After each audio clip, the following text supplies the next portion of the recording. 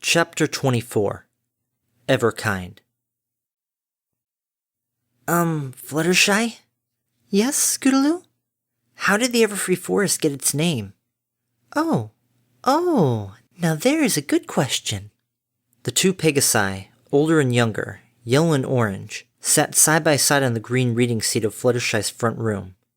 Together, on folded hooves, they stared serenely out through the wide-open windows of the animal caretaker's cottage, and watched as the wet world sloshed and billowed under an endless curtain of afternoon rain. There was a blue haze to it all, as if Princess Celestia had decided to bounce her sunlight off a dozen giant mirrors before finally casting its lazy dimness over the thundering landscape. The dense green earth all around the quaint home squeaked and hissed with the energy of a billion leaves applauding to this righteous downpour. Is it such a good question that it's not worth answering? Scootaloo smirked after several soft seconds had drifted by. Oh, my apologies, Scootaloo. I guess I was just distracted. Nothing wrong with that, Fluttershy, Scootaloo said with a smile. Behind the two of them, the cottage's fireplace crackled warmly, bathing their dry bodies in the happy heat as they stared leisurely out into the monsoon. I know a lot of ponies really dig rainy weather. Sweetie Belle says it puts her to sleep sometimes, and Pinkie Pie likes to get her mane wet. Pinkie Pie likes to get a lot of things wet, Fluttershy said, blushed, then helplessly giggled at herself. Her flighty chorus was briefly joined by Scootaloo. Then the mare smiled and asked, Are you a fan of rain, Scootaloo? A pair of violet eyes blinked. The flightless filly imagined several barn crossbeams rotting away while a drizzle of rainwater somehow always found its way down to Scootaloo's one and only blanket in the middle of yet another shivering night. My mom and dad are always telling me to stay out of the rain, she murmured with knee-jerking instinct. Leave it to the older Pegasi to be afraid of water. What's up with that? I am slightly aquaphobic, Fluttershy said and blushed into her pink locks. Among other things. I mean, it's not like my wings are gonna fall off just because I happen to splash into a puddle or two. Pfft. Scootaloo raspberried and rolled to her side, playfully kicking at the air with orange hooves as she squirmed further into the plush reading seat. Scootaloo winked in Fluttershy's direction. I heard about this theory that Pegasi evolved from ponies that were made for living underwater. Could you imagine us with gills instead of wings? I wouldn't know about that, Scootaloo. You don't believe in seahorses? I'm not too sure that I would want to. Scootaloo's grin was wide. Sometimes you can be a real hoot, Fluttershy. Oh, I'm sorry. I didn't mean to be. That's a compliment, Fluttershy. Yeesh. The foal rolled her violet eyes. I thought you grew up with Rainbow Dash. Oh, but I did. How come you can't recognize when someone's playfully teasing you? Because when I was your age, I was teased an awful lot. And, it was not a very pleasant thing. The mare shrunk into herself, biting a lip. Scootaloo blinked. She rolled upright and sat, slumped, on her haunches. She produced a guilty breath. I'm sorry, Fluttershy. That's really sad. I had no idea. There's nothing sad about a life that has seen me come so far.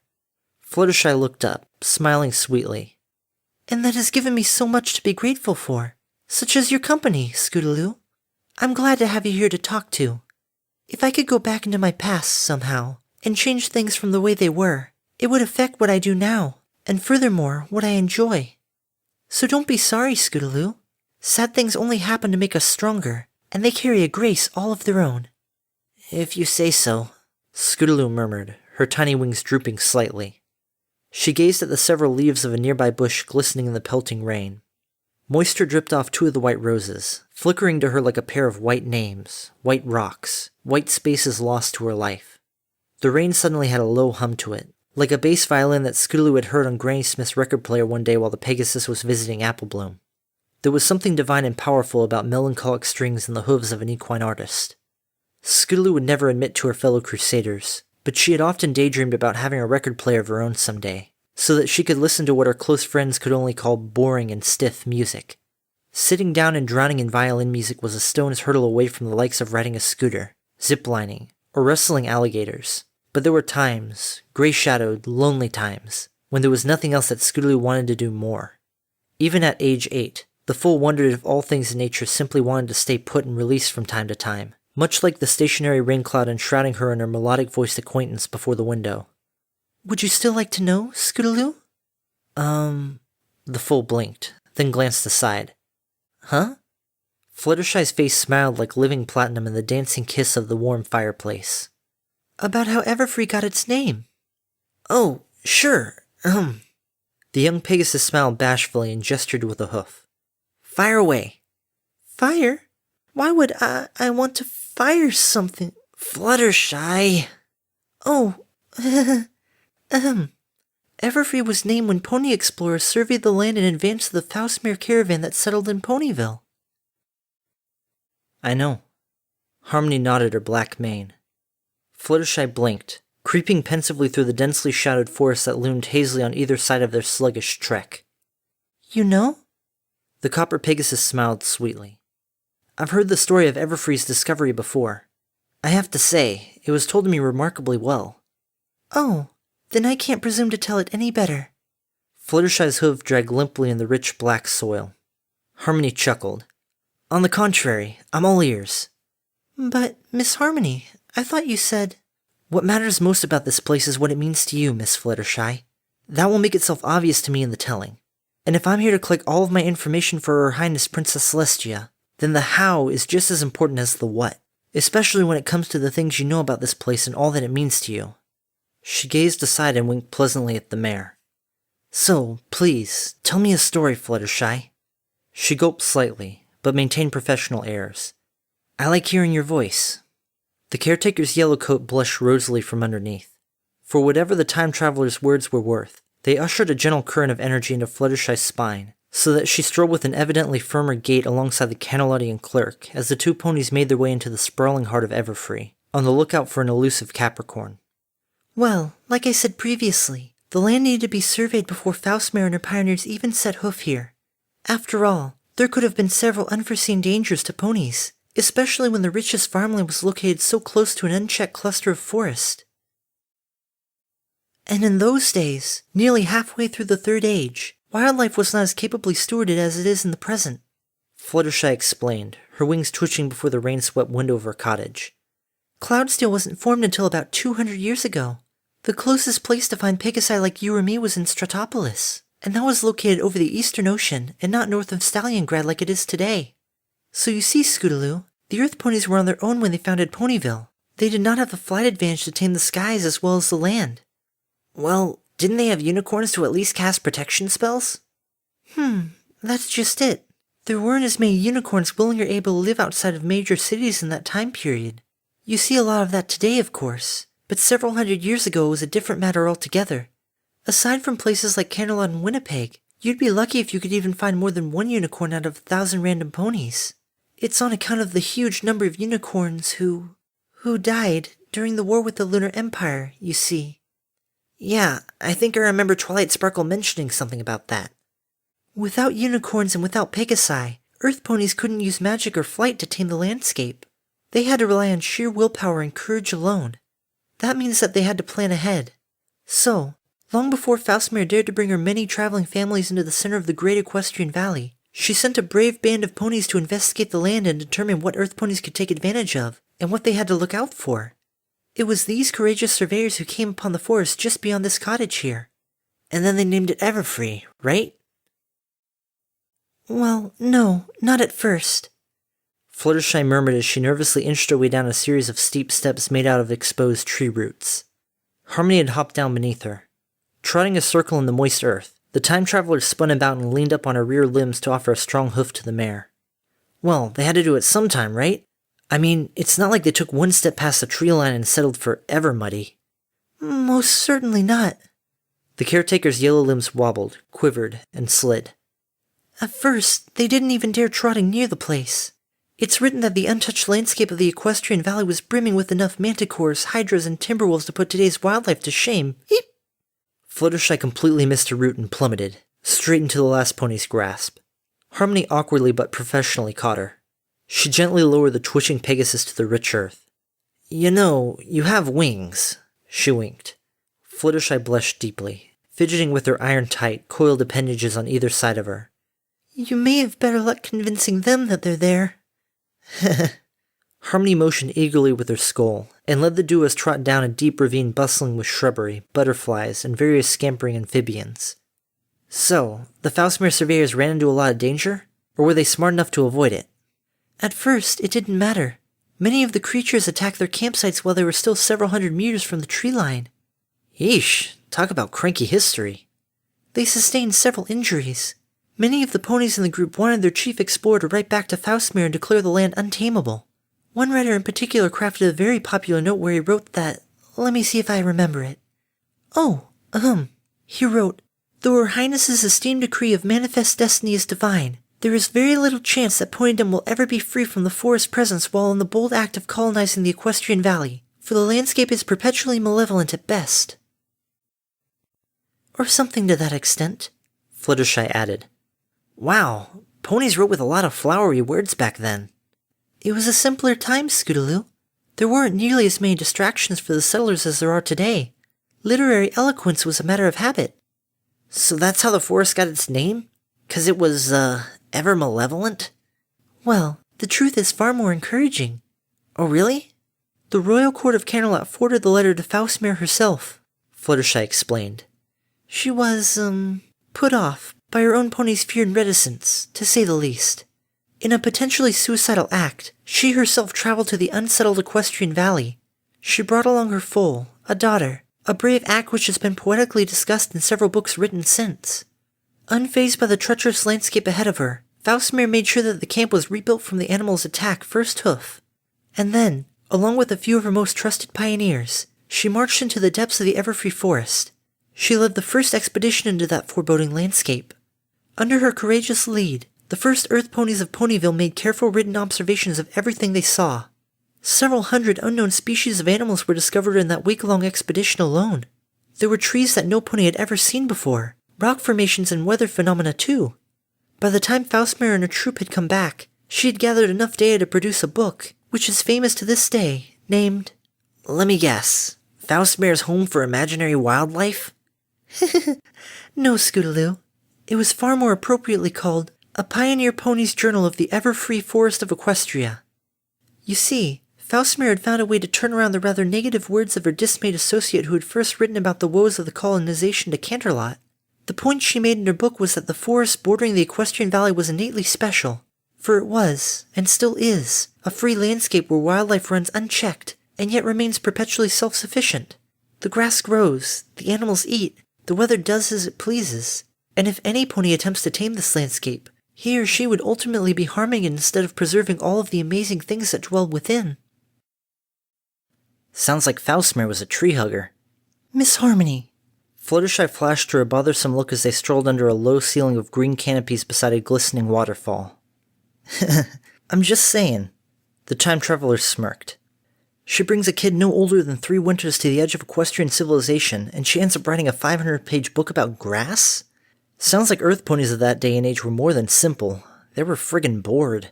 Faustmere was an exceptional example of Earth ponydom, and if it weren't for her courage, tenacity, and leadership, then Ponyville would never have come into existence, much less survive for a single season. It was her genius and her genius alone that transcended fear and ignorance while revolutionizing the way ponies would forever admire and respect the wildlife in their backyards. I like listening you talk so favorably about this Faustmere, Harmony said with a knowing smirk as she bent a few branches out of the way for Fluttershy to pass through unharmed. It fills your voice with a strength that's sorely lacking, if I may be so bold as to say, Miss Fluttershy. The Pegasus bit her lip.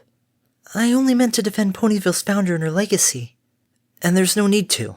I know what awesome things Faustmere did. Harmony squinted slightly, then brightened with, I read up on her right after I was assigned to this fact-finding visit. Then why are you asking that I share everything that you already know? Didn't I already tell you, Miss Fluttershy? Why do I feel like there's another reason for why you've asked me to talk during our search? Well... Harmony took a brave gulp and smiled her way. A few stray hairs escaped the mahogany cascade of her amber-streaked mane as she bravely uttered in a flippant voice. All of the discussion has gotten you to forget the fact that we're about 2 kilometers deep into a forest full of crazy animals who would like nothing better than to eat us. Eep! Oh dear, oh dear, oh dear! Fluttershy instantly scrunched up against the last pony, shivering as if a million earthquakes were bubbling down the fault lines of her buried face and clenched eyes. I had no idea we were this far into Everfree. Eek! That log, it has Timberwolf claw marks all over it. And that smell. We're being stalked by a cougar. I know it. I can smell it from across a room full of skunks. Actually, cougars smell muskier than that. How could you possibly know that, Miss Harmony? Well, Harmony blinked into the green canopy. Her eyes fell upon the dangling webs of a copper spider, bouncing like lantern light over a steaming broth of meaty soup. It took a dinosauric amount of willpower to resist the shamefully habitual growl of an entropian stomach. Let's just say that I'm read. I'm well read in cougar. Oh. Fluttershy practically hung off of Harmony's flank like a tattered yellow cape. It'll take us too terribly long to make our way back now that we've come this far. Oh, whatever shall we do? Since when were you named Wussy Shy? I beg your pardon? Miss Fluttershy. Harmony smiled sweetly and knelt down on her haunches. She clasped the caretaker's trembling forelimbs with her own steady hooves and gazed into the mare's twitching blue eyes. You were doing so well until you realized that you were doing so well. So what's to stop you from, doing so friggin' well? But it's just that we're so deep into this forest, and by the time we went back to the cottage, even if we turn around now, darkness will have fallen. No pony wants to be in Everfree at night. It's suicide. Wasn't it also suicide for Faustmere to march straight into the same dang forest hundreds of years ago with no prior knowledge of the place, and, might I add, no wings, no magic, and certainly no talent for short book titles? Miss Fluttershy. Harmony stifled a chuckle and made sure that her anchor got the full blast of a beaming grin. Don't you get it? Your admiration for Faustmere and other pioneering ponies isn't just a vicarious thing. It's indicative of who you are. You are strong, you are knowledgeable, and you are gifted in all the right ways to do the sort of stuff that you think you have to be scared of. Don't you see? When you put your mind to it, you're brave. Heck, you're braver than brave. Fluttershy curled up against Harmony, gazing past her own pink tail hairs and regarding the surrounding shadows with concave blue eyes. But you're here. I wouldn't have gotten this far without you. Feel free to shudder all you want from this, Miss Fluttershy, but bullcrap. Fluttershy demurely convulsed, just as the time traveler had prophesied. Harmony didn't pause for a single breath. All I've done is tag along and listen to your awesome dictations. You've been doing all of the navigating and searching and, Capricorning. And we still haven't found it. But we will, Miss Fluttershy. Have faith in the moment, like I do in you. You think I have a clue about how to find this giant cosmic question mark? Heck no. For all I know about this forest, we're practically lost. She chuckled, tilted her head up, and gazed about the green landscape. With a blink, her brow furrowed. Well, shoot, I think we are lost. Now, dang it, where did we... I knew it. Oh, Miss Harmony, I am so sorry. Pfft, just a minor setback. Minor? In a worst-case scenario, I'll just fly us both out of here. That is the extent of my assistance here, you see? She patted Fluttershy's shoulder and smiled again. Think of it this way. Now we have no excuse but to come back with the Capricorn. We're in here so deep. What else is there to do but accomplish the task that the Cloudsdalian Commission Board thingy has laid out for you? But what if I panic? Fluttershy gulped and quivered. What if I just lift off, leave you, and fly all the way back to the cottage? Harmony stared at Fluttershy. She cast a bored glance at the Pegasus's tight yellow wings. Then she stared at Fluttershy again, unblinking. Fluttershy blushed deeply. Right. Let's go find the Capricorn, I suppose. On trembling legs, she bravely shuffled forward.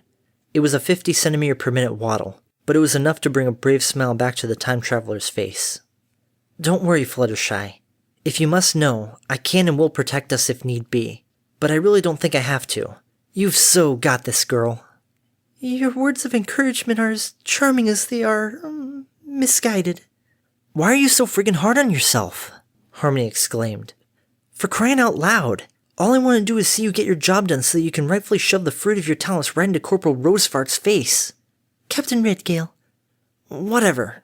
Don't you want to show her off?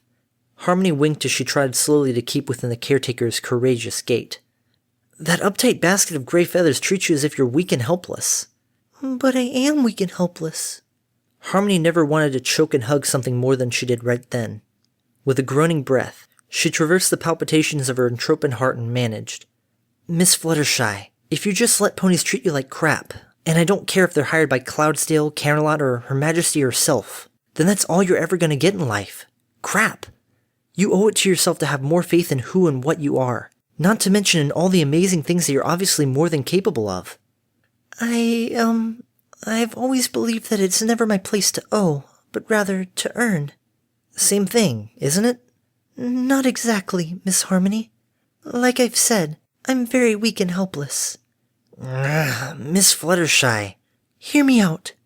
It was a command, very rigid at that, almost like a certain Elder Pegasus's off-ruby glare. The last pony was instantly silenced by the sudden rough edges of the voice that Fluttershy next spoke. I have my faults and my shortcomings. There is nothing I can do about them. It is an essentialist thing. But, who I am and what I have is a result of the fact that I have tried so hard and so long to become something useful in spite of my weaknesses. And do believe me when I say I have weaknesses, Miss Harmony. It's even a factual thing. You can look into the Cloudsdalian medical records if you have any doubts. I was foaled over a month earlier than I should have been. I grew from infancy with very brittle limbs. My wings took an extra year to stretch out, and even then I couldn't pass flight school at the same time as all my peers. On top of that, I'm very susceptible to the side effects of magical resonance, and I have too many clinical phobias to bother listing out loud. These are all very real, very true things that I know exist in my life. To deny them is to deny what I am and the long way that I've ascended to become Ponyville's lead animal tamer. And you should be proud that you've come that far. That's just it, Miss Harmony. As far as I've come, I still have too many weaknesses.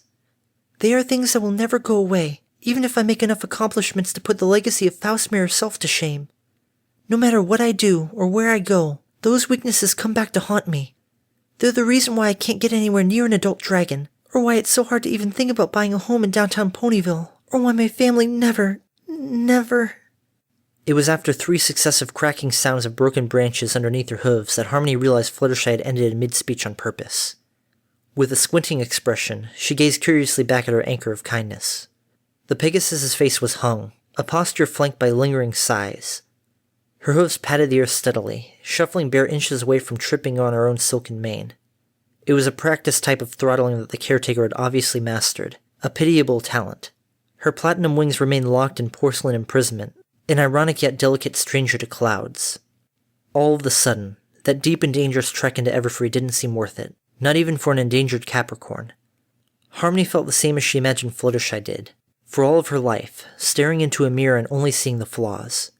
It was such a natural conclusion to the wilted creature limping before her that the time traveler shuddered to think of how easily she could have come to believe it. She sank all the more at the thought that so many other ponies could and did. Fluttershy was an angel, camped out on the edge of a demonic forest that threatened to lash out at her at any time, simply for the carnivorous impulse of the bleeding moment. While Ponyville hustled and bustled a cantering dance away from the cottage and leisure habit, the villagers all had one softest of soft souls standing as the thankless bulwark between civilization and a tree-laced cluster of naturally clandestine madness. The same blatant stigmas that forged that horrible dichotomy had equally forced Fluttershy to make the same blazed conclusions about herself, that an apathetic hovel of ponydom had flippantly and lazily stapled upon the hapless mare. Harmony sighed. She was 3.5 months away from the most horrible cataclysm that could ever transpire, and yet here, knee-deep in the unassuming somber foundations of yesteryear, she was constantly discovering more and more tragedies that rocked her heart harder than she could ever remember the waves of fire and ash doing. Harmony briefly wished she could hug Fluttershy, just to wrap her strong and tropin forelimbs around her soft shell forever, and yank her impossibly back to the blistering gray skies just to have her there, to smile with her, and to teach her that weakness is an animal of a different color that too can be tamed by a life dedicated to preserving all the good things about ponydom, the very things that Fluttershy reveled in as much as she epitomized, though she apparently lacked the grace, or perhaps the permission, to tilt her head up from the ground that she had forever descended to, and simply acknowledge it. Still, the last pony knew better.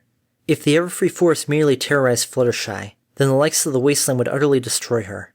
Precious things lived in a precious world, and Fluttershy's caution sang with an ever-present wisdom that preserved her as much as it preserved her faults.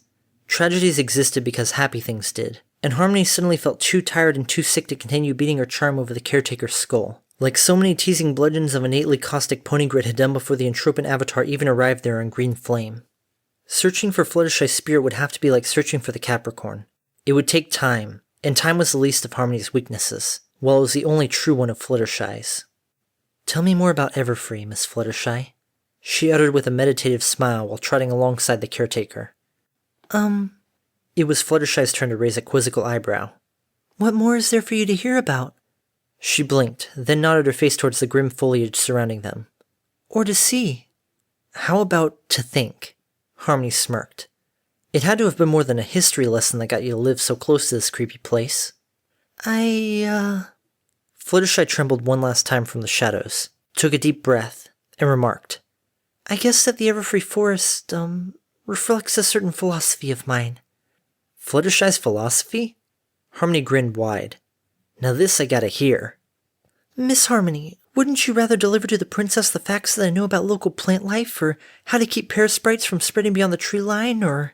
We can talk about that sort of stuff after we find the Capricorn. Speak to me, Miss Fluttershy. You know you want to. I do? It's only because you sound so fond of the place, young Scootaloo said before the window. I mean, before I knew about cockatrices, I thought it was just some ordinary forest. Now I understand why you think it's so friggin' scary. Scary things have a nobility to them too, Scootaloo. I know that must sound rather, silly, coming from a pony who is so often frightened. I think you're one of the bravest ponies I know, Miss Fluttershy. Aren't you forgetting a certain weather flyer? Well, I did say one of the bravest. Mm-hmm. Seriously, though, that one time you totally outstared that cockatrice was so cool. I only did it to protect such precious things as you and your friends. But really, the Everfree Forest means more than just being a place full of scary things. It represents something that is inherent to life, that nature works cyclically. There's a reason why living things are self-sustaining, in Everfree as much as elsewhere. I believe that it's all because of a spirit that exists solely to maintain that everything takes care of itself. In a way, you could say that there aren't really living things plural, but we are all the multiple parts of just one living thing. We all have a purpose, and it's to ultimately support each other, rather than to compete with one another. Though sometimes the way in which we support each other can be interpreted as cruel and even scary competition. You really believe that? Is it so strange that I do, Scootaloo? I assure you, there is a spirit of kindness that embodies all things that are. Through emerald glades cobwebbed with shadows of ageless trees, the two Pegasi marched in search of the Capricorn. Wingless, they climbed hills of mulch, navigated the uprooted intestines of ancient cedars, and pierced the mossy curtains of row after row of gnarled foliage. The labyrinthine bowels of Everfree quivered about them, as if the great green body of equestrian nature would expel the two foreign objects at a moment's tremor. The shadows of furred and leathery things stirred from the overhanging branches. Harmony was quick to spot them before a fleeting Fluttershy could, all the while ushering the caretaker forward and forward, keeping the mare's blue eyes locked on the grassy spaces within which an elusive cosmic creature could be, hopefully would be, but inevitably did not happen to be residing. As the brisk forest stroll steamrolled into an interminable limp of lethargic proportions, Harmony resorted to far more drastic methods of surveillance. With Fluttershy's permission, she took to the air, spreading the distance between the two ponies by a tense 20 meters, 30 meters, 40, all the while she tested the lengths of her green flaming anchor.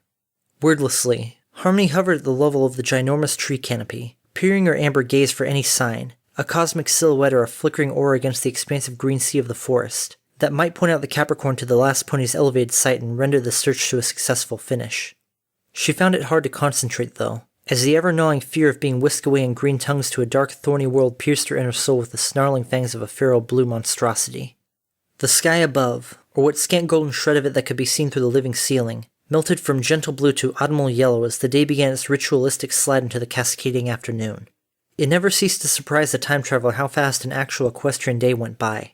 The rise and fall of Princess Celestia's orb, no doubt the most beautiful of beautiful things, was a disastrously short poem compared to the epic lengths of the grey wasteland dirge. Harmony wondered if there might come a time when she could anchor herself to a pony, or to a point, or to a moment in the past when she might simply lie down and allow the full length of the spinning day to wash majestically over her. However, the last pony had to remind herself that it was reverse time that she and Spike had at their disposal, not everlasting time. Touching back down to the springy Everfree floor after a solid hour of elevated hovering, Harmony had to apologize to Fluttershy with a helpless shrug of twice helpless shoulders. The time traveler had personally urged the caretaker to make this sojourn into the forest, and despite all of her emphatic assistance, she could not get Fluttershy any centimeter closer to finding the source of Captain Redgill's imperative. She wondered for a moment there if Fluttershy would have had any luck even if she had ventured into the forest on her own before Harmony's arrival. Somehow it didn't seem like this creature wanted to be found by any pony, even if an entire legion of warhorses had been sent to track the Starfall and Capricorn down. For the next hour and a half of hiking, it hurt Harmony to look at Fluttershy.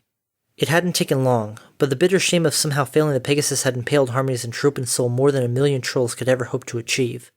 Finally, when she did manage to give the Ponyvillian animal tamer a solid look, what she saw was an image that brought all of the grey ash of the future shooting out of her in a single breath. Fluttershy could best be described as a dainty doll of a pony. A touch of melancholy hung off her face with the grace of wilting flower petals laid before a field of white stones. However, the speed at which she was suddenly and fluidly charging the stoic expression forward through the mist-laden froth of Everfree gave her the presence and the inertia of an iron battleship plowing its way through a soupy cloud bank. Somewhere in that silky platinum heart, wrapped placidly in a yellow coat, was the burning determination of adoration, like a mother's love, that drew Fluttershy to puncture the depths of Everfree in search for an unknown, mysterious creature as if it was the one and only thing chiseled into the insides of her lonely eyelids. Harmony had, once or twice, imagined herself a courageous pony, as if she somehow could have brazenly imitated some prismatic shadow from her past. It occurred to her then, as it had occurred to her watching Orangeville several eons ago, that the one true hero of her childhood was not a mirror that could shape the weather with her wings, but the one that could selflessly console a trembling soul when the weather itself refused to bend. In Harmony's adult lifetime, she had tackled hydras, outrun trolls, battled harpy pirates, and infiltrated crumbling ruins. Still, the last pony had never, in all of her years of angst and struggle, ever once taken the brunt of a merciless world's blow for another and far more naive creature, nor had she ever ventured headlong into a life-threatening melee when her only weapon was the utterly absurd refusal to use weapons altogether. With one single afternoon stride into the Everfree depths, Fluttershy had suddenly shown more courage than the last pony had exhibited in a lifetime of torture. Harmony's brain ached over this realization, until she realized that her heart wasn't aching, and she realized the difference between herself and Fluttershy. Harmony scavenged out of the sheer will to survive. Fluttershy marched into the gaping green maw of the forested landscape to look for a creature that she, or any other pony for that matter, barely had a common concept of. Fluttershy's pursuit was not a task of survival. It was a task of love. The last pony felt equally honored and shameful to be within the same breath as this peaceful anchor of anchors. She clung to her, like a foolish shadow, and she held her smiles as she held her secrets, close to her entropian heart, until the occasional moment when a certain melodic voice would spark the heart beneath her copper coat to beat. Such breaths suddenly made her feel far safer than any brass rifle or weighted runestone magazine ever could. Kindness is more than just a word, more than just an element of harmony. It's a gift that keeps on giving for lives that keep on living. When you do something kind for a pony, you're doing something good for another pony you may not even know about. It's because the first pony whom you've blessed is likely to be inspired by your generosity and be moved to do something kind or nice as well. In Everfree, in a forest where such amazing examples of life brush up with each other like an endless sea of nutritious roots, you can see how the natural things of this world are perfectly and infinitely connected. And what's so amazing is that this intricate labyrinth of interrelationship was not forced upon the environment by individual minds of logic, but rather it all happened because of the essential motivations of Mother Nature. I was always taught that Princess Goltafine breathed life into the world that Electra and Nebula had built. A very divine truth that is, Scootaloo. But have you ever wondered why Goltafine was motivated to instill purpose and animation into the many things of this world? Because her parents, Sapona and Consus, made her do it? Kindness is eternal, Scootaloo. Of this I am convinced. Kindness has forever been, will forever be, and very presently is the inspiration behind all things that are alive. The goal of all living things is to help each other. Don't let a hoofful of horrible monsters and other bad eggs in your life make you think otherwise. This world is a kind world. It wants to be. The only proof you need for this is the world that we live in, Equestria. Equestria is the result of the spirit of kindness having nearly achieved its one noble goal throughout the history of existence. And what goal is that, Fluttershy? Harmony. The shadows of the dying afternoon devoured the kaleidoscopic mosaic of Everfree leaves that had infrequently bathed the grassy floor over which the two ponies had been treading. A soft girlish gasp filled the echoing spaces between branches. Harmony realized that Fluttershy was yawning. When she gave the Pegasus a concerned look, the Candelonian clerk merely received a velvety soft smile as a response. The last pony's mind limped over a distant mirage of sensations, of apple trees and daffodil Alfredo and leather bodies collapsing in the moonlight.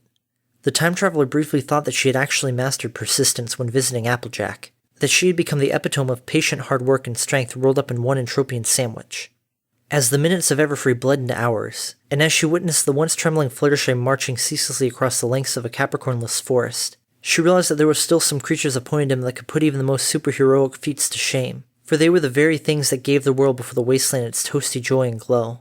The magical spark between painful breaths that made the briefest of lonesome dreams in the ashen clouds worth crying over afterward. Harmony found that the role of helper, that she had silver-tongued her way into becoming for the caretaker, was as literal as it was necessary. When Fluttershy needed to boost up onto an earthen cleft in the forest floor, Harmony hoisted her spine to lift the trembling pony to her platform. When there was a muddied space of sloshing earth that needed traversing, Harmony was quick to carry the yelping mare over in a conjoined leap. Any and all malevolent shadows that briefly flanked the thin paths available to the two wandering souls, the last pony was quick to spot them with her scavenger's eyes and tactfully steer Fluttershy away from such dangers. With each means of assistance, Fluttershy's blushes grew hotter and hotter in boiling humility. If the engineer inside Harmony could somehow string together a steam-operated meter for scaling Fluttershy's adorableness, the last pony had no doubt that the resulting explosion of such a device would render half of Equestria to ashes 3 months in advance. Being so close to such a dreamily beautiful soul should have made her sad, Harmony speculated, but the proximity of the mare's aura tamed the crumbling beast that was her countenance, so that she was forced to remember a certain platitude that was spoken to her in melodic breaths, that sadness was something that possessed a certain grace of its own. Harmony somehow couldn't feel the normally venomous fangs of desolation in lieu of that. The green haze of the world died away, and there wafted through the canopy a deep redness that ushered an ever-pervasive throng of crickets and several more unnameable choirs out of hiding. The impulsive trembling briefly returned to Fluttershy's shoulders, but Harmony was quick to console her with a nudge of her snout, and a smile that reflected twice in the caretaker's pearlescent gaze. The forest may not have yet yielded a Capricorn, but as Harmony served an ever-loyal caboose to Fluttershy's brave sojourn, there were many happy breaths hanging from the branches above them, and the dark trees lingering ahead. We live in a harmonious world. It's beautiful, it's rich, it's vibrant. It sings beneath our hooves and it gives weightlessness to our wings. Just talking about it right now almost makes me want to burst into a chorus. Oh, seriously, Fluttershy, there's no need. No, I suppose not. There's a hum to everything as it is. If you're quiet enough, soft enough, and patient enough, you can feel it in your heart. You can feel the soft silken threads of the spirit of kindness pulling you, tugging you, urging you to do that which you were foaled for, urging you to make all things that live enjoy being all things that live, to the best of yours and their ability, until the one sad day that they can no longer be. This is our purpose. This is our golden rule. We exist together, so it is only natural that we help each other. To this end, kindness works like a circle. When you look hard enough, you can see a spinning pattern of self-sustaining wonders. And in the Everfree Forest, the truth of it all is, well, it's positively dizzying. For a brief moment of adorable absurdity, Harmony stood in her hindquarters, leaning back against the wooden bark of a tree as she apathetically watched a quaint scene unfolding right in front of her. Fluttershy had paused in the midst of their Capricorn quest to usher half a dozen hapless frogs from the bone-dry center of the forest clearing and into the delightfully moist edge of the pond just beyond the throng of bushes.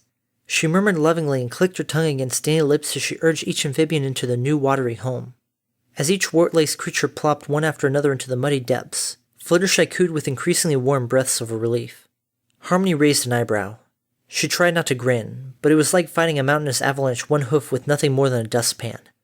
This soft, joyful reverie briefly distracted the last pony, so that she was almost oblivious to a multicolored string of scales suddenly drifting down from an errant tree branch located directly above the caretaker's head. With bulging eyes, Harmony gasped and sprung into action. She lunged forward at a dangling coral snake and heroically batted it away with an entropin hoof before its flicking tongue got within a centimeter's length of Fluttershy's mane. The Ponyvillian animal tamer glanced up in time to blink at a nervously grinning Harmony, her forelimb innocently scratching the back of her amber-streaked head. None the wiser, Fluttershy flashed a cheekish grin, cleared her throat, and trotted with an exhausted gait towards the last unexplored lengths of Everfree's eastern fringe. Exhaling sharply, Harmony followed after her in a depressed slump. She cast a lonely, forlorn gaze towards the dimming forest canopy above. Beyond the wind-blown leaves of Everfree, the stars were twinkling into existence. Though the sight of the blossoming constellation should have overwhelmed the apocalyptic time traveler with joy, she shuddered with an immediate wave of helpless shame, for the only cosmic sight that she deserved to track down had eluded the two of them completely that day. As the last legs of the trek fell into the foreboding thick of black night, Harmony struggled with a lump in her throat. Her mind fought the skin-prickling visions of ink-dark brambles suddenly thorning their way into her memories with each fruitless hoofstep she made herself take, and made Fluttershy take in turn. If Everfree's such a big example of this spirit of kindness fluff, then why are you so scared to go in there all the time, Fluttershy? That's a good question, Scootaloo. As beautiful as Equestria is, We still live in an imperfect world. I do wholeheartedly believe that living things naturally want to help other living things, but I never pretend to believe that the world accomplishes this perfectly. There are weaknesses, Scootaloo. Weaknesses? You cannot have strong things without weak things. This is the sad but real split in reality that has existed since the sundering of Consus, when Goddess Epona herself was forced out of sorrow and heartache to take flight and make her exodus to the stars. But just because the world's weaknesses still plague us with the same violent monsters, diseases, and misfortune that ended the first age, it does not mean that we have to give up hope. We can be strong. We can be strong, Scootaloo, so long as we fill in the gaps of our weaknesses with love and with kindness. Do you really think it's that simple, Fluttershy? Scootaloo, I am very happy that you are here.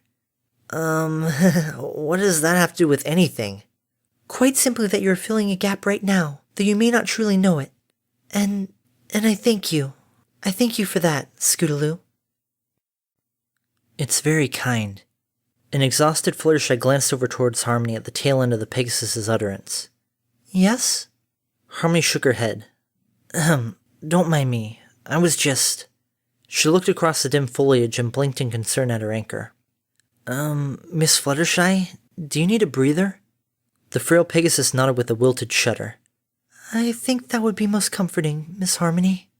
Harmony smiled gently and guided the two of them over to a soft mound of grass alongside the beaten path. The lengths and breadths of the everfree forest croaked, chirped, and billowed about them. Scant bursts of starlight flickered directly overhead between the waving clusters of tree branches. There was an eerie tranquility to the place, far from resembling the utterly obsidian nightmare of the future Briar. Not a single drop of fear had allied the time-traveler's mind. Perhaps it was on account of her own durable and tropen body, but Harmony hardly feared for her life. During the entire fruitless trek, she had kept her sights on Fluttershy. So long as Ponyville's animal tamer was safe, the last pony didn't fret the freakish shadows of the dense wilderness. At the same time, she was undeniably proud, not to mention inspired, by the firm degree to which Fluttershy was unwaveringly pursuing the lengths of their suddenly nocturnal search. I gotta hoof it to you, Fluttershy. Harmony mused in a humming voice as the two reclined on folded legs. You hardly resemble the freaked-out mare that I had to shove into the forest when we first set out this afternoon. What changed? Nothing changed. Fluttershy gulped and scrunched low beside her assistant. This is still quite a dangerous and foreboding environment.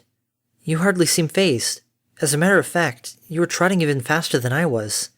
Only because, as frightened as I may be, the Capricorn has even greater reason to be scared. Fluttershy bit her lip and gazed with sad eyes towards the far corners of the green, star-kissed place. It is a creature of the heavens. To be lying here on Earth for so long can't be healthy for it. I'm more frightened for the Capricorn's health than I am for our well-being. Each second we lose in our attempt to find it, the bleaker the whole situation becomes. I'm sure Her Highness will find that trait of yours admirable. What trait? Harmony smiled. In the end, Miss Fluttershy, you think more about the creatures you're in charge with caretaking than you worry about yourself. Princess Celestia is a sucker for selflessness. The time-traveler blushed slightly with her choice of words, and flounderingly punctuated with, a royal sucker. She gave an awkward grin. Fluttershy stifled a yawn and pressed her sad muzzle towards the soft earth. No offense, Miss Harmony, but I am far more concerned with what the captain will think of my failure than the princess. Who says this is a failure? Please, I do find your enthusiasm encouraging, Harmony, but... Moist blue eyes scanned the slivers of purple starlight above the branches. This situation would be all the more rapturous if we had actually succeeded in finding the poor creature. How come it's so hard to find, you think? Honestly? Honestly, Miss Fluttershy. Fluttershy narrowed her eyes, her yellow face scrunching in thought. She murmured finally, It is a cosmic creature. Like a fish or an amphibian, a Capricorn can drown outside of its element. But instead of water, the Capricorn's element is the stars. I'd imagine it'd be rather difficult to fill up a tank with stardust and just, dump the Capricorn inside of it. Most definitely. Still, it feeds off of starlight. With the trees of the forest blocking the night sky so intensely, it's no wonder that we haven't just stumbled upon the animal along these shadowed paths. You think that the Capricorn would have wandered beyond the lengths of the everfree forest so it could bask in uninterrupted starlight? I highly doubt that. Capricorns are as pensive as they are endangered. Who'd have thunk it? If only we had enough starlight of our own to work with, we just might... Fluttershy began, but her tongue tripped over a thick valley of sighs and she slumped once more into the earth. Harmony raised an eyebrow and pivoted her copper face towards her. You think there may be a way to coax the thing out of hiding? So long as these shadows are bathing us and it, I hardly imagine there could be a way, Miss Harmony. With a stifled groan, Fluttershy gazed towards the far ends of the forest. I am so very sorry. You are here to help me and to report back to the princess, and so far you've only been rewarded with boredom and frivolity. I beg your pardon? It's not enough that your kind and proper assistance has been wasted, but I haven't been able to help you in any fashion whatsoever. Miss Fluttershy, assisting you is hardly what I call a waste. I've learned new and nifty things about the Everfree Forest. I've been refreshed in my Faustmere history lessons. I've even seen first of how you, corral frogs. You had all of these questions that you wished to ask me about the local wildlife, and I haven't even addressed a single one of them. Harmony gulped. Her amber eyes traced the ceilings of her skull. Well?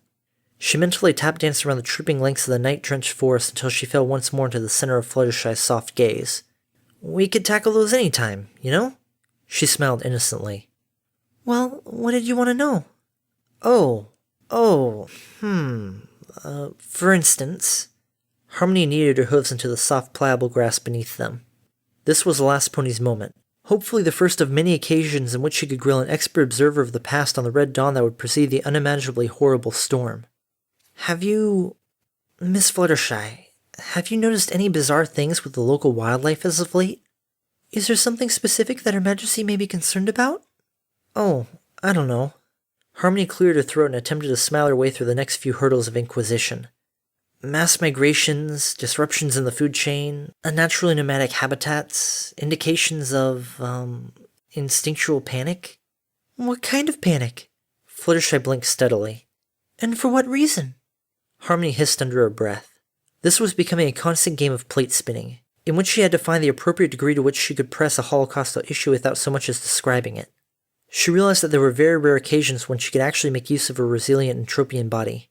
Time traveling was more delicate a process than stitching together silk, and there she was, plopped down in the middle of a forest with the titanium shell of a compacted elephant. Do you, Harmony squinted off into the starry purple slivers dancing flimsily above them. Tactfully, she reached a hoof into an ancient afternoon hanging somewhere beside a pond full of ducks, cranes, squirrels, and turtles. In an energized breath, she quivered in a foolish voice. Fluttershy, do you remember the cyclone that struck Ponyville approximately 3 years ago? Oh, absolutely. I had to ask several local ponies to help me in building a shelter for all of my animals to take cover in. It was absolutely frightening. Before that storm hit, did you notice any changes in the local wildlife that may have forecasted it? As a matter of fact, I did. But it wasn't until later that it suddenly all made sense to me. Like, what kind of things did you notice? The rodents had hid themselves away in burrows. The birds had all flocked south. The larger creatures, bears, coyotes, and manticores, had foraged for food and fled to their lairs. It was quite the elaborate bustle of activity, but it wasn't observable until the very last second. Are we talking about days in advance of the cyclone? More like hours, Miss Harmony. Okay. It is far easier to foresee a coming season in the behavior of animals than it is to predict a single frightening event of inexplicable weather. Animals possess a great deal of far-reaching senses, but they aren't all magically enabled to foresee more than the average equine. We mustn't forget, Miss Harmony, that ponies are animals too. We are simply of a blessedly complex variety. Fluttershy finished with a stifled yawn and a soft smile. So, I guess that you haven't witnessed any strange or frightened behaviors of local wildlife lately? I can't say that I have, Miss Harmony. She shook her head and tiredly blinked. Why? Is the Royal Court of Canterlot expecting a terrible storm? In a manner of speaking. Harmony began, blinked, and felt the weight of the gray future bubbling like a distant blizzard on the back of her neck hairs. No, not really. The words that came out of her next felt numb, defeated, stale. But if there ever was a terribly large and incalculably damaging weather pattern, the Canterlot Court thinks that animals could be a far better form of prediction than, say, transitory ley lines. Unicorn magic isn't all it's cracked up to be lately, or something. Meh, I don't know. I'm sorry to have to let you down with my lack of answers. You haven't let any pony down. Harmony smiled gently over at her. I swear, I'll never understand why you're always so quick to blame yourself, Miss Fluttershy. You needn't try to understand, Harmony. Fluttershy blinked tiredly and sat with drooping yellow ears. Even my friends have a hard time withstanding my personal habits. Harmony raised an eyebrow. Really? I think so. Sometimes. Fluttershy produced a yawn, and her gaze fell into the soft grass as she played through the springy earth with demure hooves. So many of them are nice and supportive of me, but I can't help but think sometimes that I'm more of a chore than a joy to be around. I'm just not as brave nor as outgoing as the rest of the ponies I've come to know over the past year and a half. It's because I'm so... If you say weak and helpless again, I swear, I'm going to toss you so hard into the sky that we'll put the flutter in your name to the test. Eep! She shrunk into the shadows of herself. But it's so true, Miss Harmony. If only you knew how much my friends have had to sacrifice, how much they've had to slow their exciting days down, how much they've had to give up just for the sake of floating down to my level. Has it ever occurred to you that they've done all these things because they love you? Harmony bravely smiled. And that they find it a joy to do those things, if it means that they could be around you? I can't see what could possibly inspire them to do that besides pity. Fluttershy sadly shuddered. Harmony loaded the runestone, cocked the rifle, and fired. Kindness? Fluttershy blinked. Her cheeks instantly turned rosy as she lifted a tired gaze to inhale the trailing scent of that word. Harmony smiled again. I've been around quite a bit, Miss Fluttershy. On account of working for the court and all, I've seen... A bitter gulp, but she continued. I've witnessed the legacy of ponies. We're not creatures of obligation. We follow an unbreakable spirit. There's something about each of us that loves and adores our kin, not because we're obligated to, but because we want to. I think a lot of this has something to do with your favorite element, Miss Fluttershy. Kindness flows through all of us like electricity through a ring of batteries, getting stronger and stronger through each revolution. When something gives way or something shorts out, we replace that dying part with love and devotion just to keep the spark alive. This is because we know what a happy and wonderful thing it is to live in this glorious world, and the best way to live is to... She closed her eyes, inhaled, and punctured the thick wall of irony. Is to do so in perfect harmony. She reopened her amber eyes and managed. Kindness is what makes that possible. And your kindness, Miss Fluttershy, is positively infectious. I do try. The caretaker tiredly blushed. She avoided Harmony's gaze. I just want all my friends to be happy. I'm quite sure they know that, Harmony nodded. And that is what keeps them coming back to see you. You're not a chore, Miss Fluttershy. You're a treasure. Isn't every pony? Thanks for making my case for me. Harmony helplessly giggled. Fluttershy laughed lightly, only because the time traveler did. After a deep breath, she murmured past the curtains of her own exhaustion. You must have many friends, Harmony. Harmony froze at that. She gazed aside in a sudden cascade of shadows and stifled a sigh from rising in her lungs. I have many memories. She winced at having uttered that, but bravely recovered with, happy memories. They grant me wisdom occasionally, though I'm always on the lookout for other ponies to share things with. She gulped. Ponies new and old. But surely... Fluttershy suffered another yawn and curled up next to her. Surely you have close companions now, I had... Harmony gazed off into the green haze of Everfree. She blinked, and between the snow-gray picture frames of her adult mind she saw, or thought she saw, two foals prancing across the purple starlight. Their blank flanks shimmered with crimson and gold capes, emblazoned cutely with blue and yellow patches of an immutable crusade that drew the bouncy souls within them across the growing lengths of time, long before a great red flame fell to consume their faces. Before the end of galloping days, they turned around to call back to the last pony, green and amber eyes, yellow and white coats, red and lavender manes, smiles and smiles and smiles, and ash. I had a full hood. Harmony's dead words fluttered through the cricket-crackling air of the night. It was full of fear. It was full of tears. And it was full of hunger. She gulped and murmured. But because of them, it was full of smiles as well, so that all of the rest really wasn't all that bad. No, it wasn't that bad at all. The world blurred out of focus. A pair of amber pools trembled in the middle of a copper face, stone still, like an obelisk outside of Everclear. I'm not an expert on kindness, Miss Fluttershy, but I know all the things in my life have kept me living, for hope of invisible things that were once as real to me as raindrops. And it wasn't just because of them. She smiled painfully into the everlasting echo of a melodic voice. Pivoting, she smiled bravely and spoke towards the heavenly source of it. But it was because of you. Fluttershy was asleep.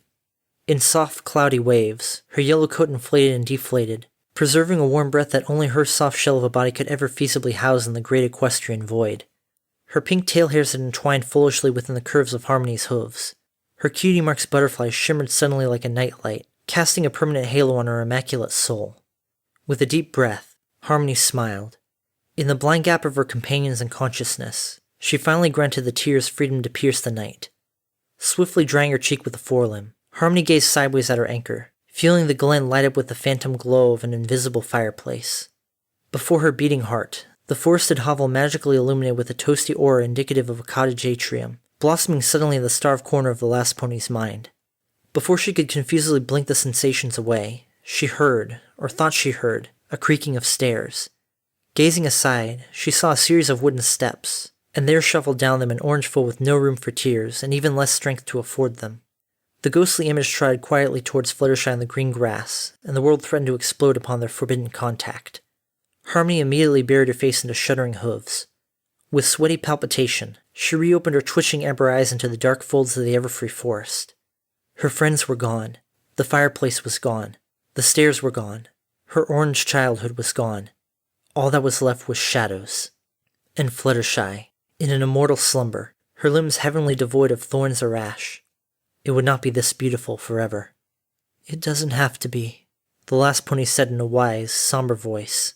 She regained her smile by staring at Fluttershy. With motherly ease that haunted her, the Pegasus got up on all fours, trotted over, and effortlessly nudged Fluttershy until she had planted the whole of her dainty weight atop her entropied shoulders. Light as a feather. Friggin' figures. Her voice was punctuated with a grin and a sigh at the same time. With greater caution than she had ever afforded the brass instruments of the harmony, the last pony balanced her anchor of kindness safely on her spine, sprouted her wings, and flew the two of them up through the forest canopy of Everfree, and safely towards the caretaker's home.